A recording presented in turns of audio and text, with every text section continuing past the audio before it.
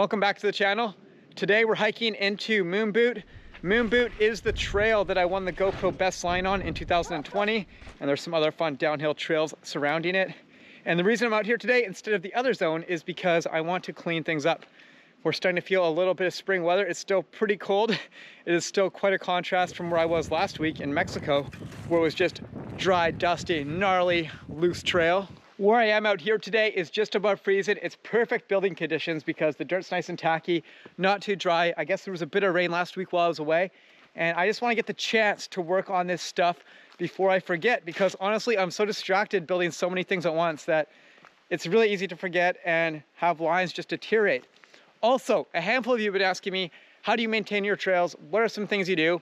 So today, that's exactly what I'm going to teach you. We're going to go through how to refresh a big takeoff for a big jump and what that looks like. It was a very cold, snowy winter in this elevation, which has me really surprised with how dry it actually is. This bridge I'm staying on right here is a big cedar bridge, and cedar is notorious for getting really slippery and wet anytime there's a little bit of moisture. But it's like, you can tell it's not even that humid up here. Like, this is so dry, grippy. This is ready to ride, which is awesome. All I have to do is clean up the big takeoff behind me here. One thing you'll notice is that I tarped it, and that is a key factor to keeping things clean for the winter time. If you can tarp your takeoffs, they will just stay so much better and will require a lot less work. That's gonna make today's job way easier. The first tool that I have, and probably the most important one for this job, is a flathead shovel. This is perfect because you need that nice flat edge to surface and shape a takeoff. You never want to use a spade, so always have a flathead in your arsenal for this. The next thing is the pickaxe.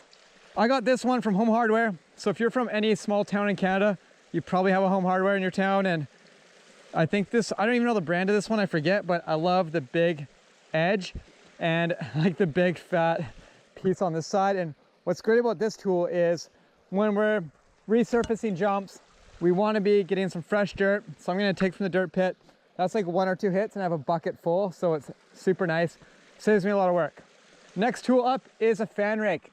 This is a pretty overlooked tool, but it is very important, especially for jobs like this. We have a lot of like either pine needles or little sticks or anything scattering the surface. You want to clean it up as clean as you can. And that is what that is for. And then a regular rake. This is what I like to use for spraying the dirt around once it's been sifted and cleaned up. This is just really practical and easy to have. Always have a rake on hand. And finally, the spade shovel. Kind of key for digging anything out of the ground is a spade. Need a nice sharp pointy edge. And yeah, I use this for the dig pit with the pickaxe. All right, so those are the tools. Oh, almost forgot. And then a couple buckets for filling dirt, since I'm gonna have to get dirt from the other side of the creek here and bring it across. First thing I'm doing here is taking the tarp off, and I always weigh down my tarps with big rocks. Keeps them safe from any winter storms or anything. And now we just reveal the takeoff.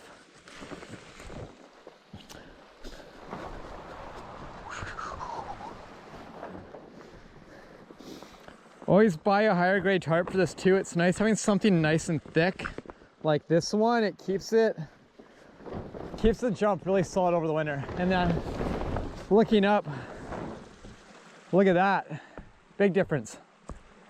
You can see here there's quite a big difference between the area I had covered all winter long and the area that was left untouched. It's actually quite a big change. And another benefit of a tarp is it keeps things rock solid. Like, this jump is rock hard. The shape is already really nice. And like I was saying earlier, this is saving us a ton of work because I'm not gonna have to get too crazy with the reshape of anything. One thing I'm gonna do is like kind of square off the edges. So any little gaps like this and rocks on the surface will get taken out, and then we'll fill it in, make it a nice square edge, nice and clean. A really nice looking jump is always gonna ride nicer. There's just something about it. And the most important thing here is for us to get this transition cleaned up between the area that was tarped and wasn't. And this makes me want a bigger tarp, honestly, because if I could run this all the way to the wood, it would save me a lot of work every spring. The first tool we'll be using is the fan rake, and I want you to think about a jump like a painting or a surface that you're painting on, you never want to paint on a surface that's messy, that isn't clean, or maybe there's another layer of paint you have to get off first. It's the same thing with jumps. So on this, I want to get the surface that hasn't been tarped as clean as possible before I add fresh dirt to it. I'm also going to clean up around the area. So I usually start at the sides here. I'll brush stuff off the sides of the jump and kind of just work my way down the hill. It's a nice, consistent rake all the way out until I get all the little bits out, all the little sticks, pine needles, little mini rocks, get all that stuff out of there.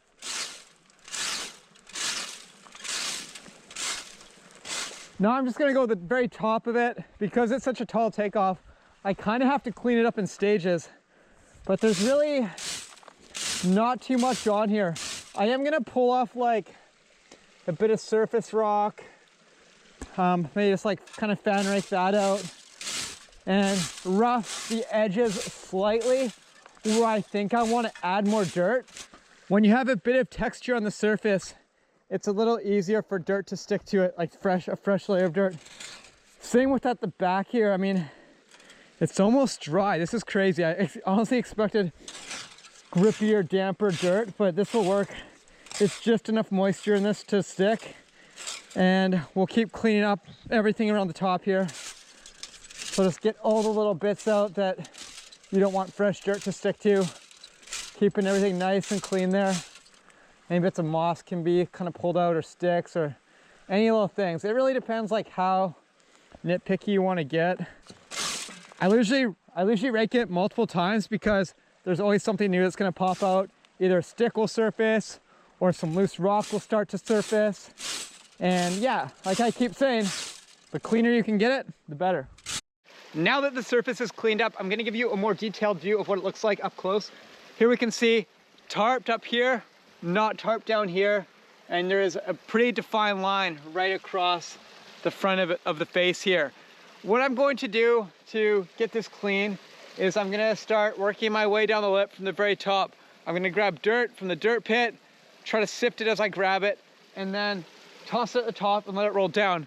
Naturally, the ramp itself will work as a dirt sifter, and the rocks and the bigger chunks are going to roll to the base down here. And that's going to actually help with filling in some of these bigger gaps in the area that wasn't tarped. And then I can be really picky about it, really detailed, and I can clean up the top edge with the perfectly clean dirt and just work my way down. And then I'll take the rake the bottom out, then we'll pack it. Here's one of my favorite hacks. Saves me from having to use a spade sometimes. Throw the bucket at the base of your dirt pit and then just pickaxe, scrape it off. You'll fill your bucket up real quick this way.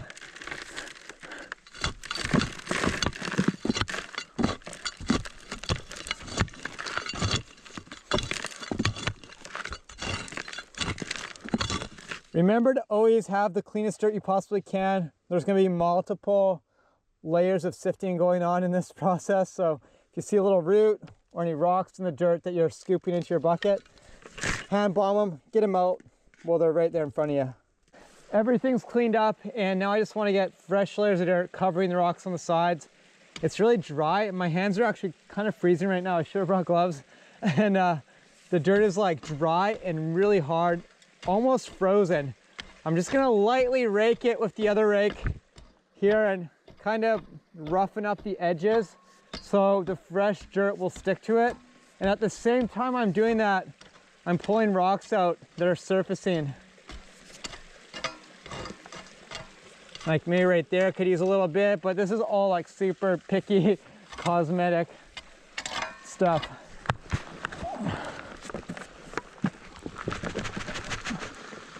Some dirt's already starting to roll down to the base, which is good. Like I was saying before, you can see that naturally sifted the surface. There's chunkier stuff laying right down here. And then up here, it's smoother. You can almost hand pack that. It is so smooth, just from a quick bucket toss. It's amazing. And there's gonna be little rocks and stuff, but I mean, most people don't care about things unless you're building perfectly smooth BMX trail style dirt jumps. It's not a big deal. But even that like one bucket toss just made a huge difference. And what I'm gonna do is take the flathead here with a scoop, and if I see a low side, I'm gonna smack it directly onto the jump. Just like that. Just like smack it on.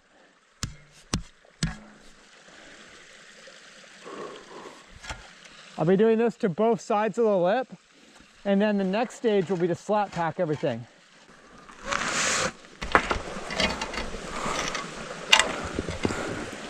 The top of that lip needed very little work. It was pretty much perfect. All I did was add dirt to a few little holes and do a little light slap and slide just like this. Hit the ground, slide up, and then pack in a little section. And that's what we're gonna do right here. The plan is to get a rake. This is all the extra dirt from those 4 bucket loads in total I did at the bottom here. And we're gonna clean up that transition where that line was right here between the tarped and non-tarped area. I like to rake vertically up and down the jump rather than side to side. It just seems like a better way to go because you can also kind of sift as you're raking. Sometimes if there's stuff that's falling down, I'll just push up and then the big stuff will continue to fall down.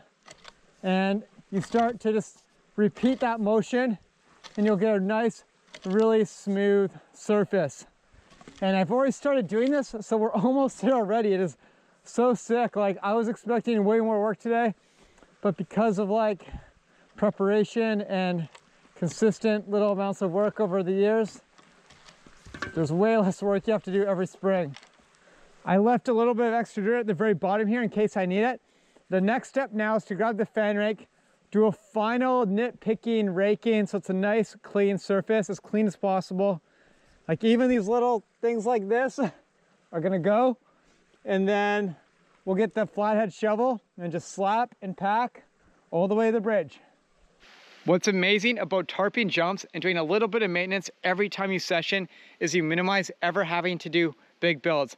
I think to get this whole lip surfaced will only take me 4 buckets of dirt. The slap packing is done. I'm struggling a little bit with the dirt kind of just sticking to my shovel a little bit. Well, not so much the shovel, but to my shoes even, because I'm working with a layer that is more wet than the layer underneath. Because a lot of this was tarped, it's so dry and hard packed. We're also dealing with partially frozen ground right now. So ideally, you'd want it to be a little warmer than this to get this really dialed. I think what I'm going to do is leave this untarped for a few days. It's supposed to rain, and I think that'll make a bit of a difference. Then I can come back and get this like buttery smooth. But it's already significantly better than what it was. It looks great, and I am pretty stoked on this. There's no more rough edge right here. It's just me being a bit neurotic, seeing any bit of loose dirt and then wanting to smack it. And if you notice, the upper half has even more of that kind of loose surface sitting there. That is because it's like, that's where it was like rock hard, and now it's trying to like pack, like you're not gonna get soft dirt packing into rock hard, drier dirt. That just doesn't happen. You need to have like consistent moisture levels with your layers. But the lower half is gonna settle really nicely because it's not too steep of an angle, and I think it's gonna be really great. And those are the tools and techniques that I use when it comes to maintaining, shaping, surfacing large jumps. Leave a comment below. Let me know if I missed anything. And thanks so much for watching. I'll see you guys in the next video real soon. See you later.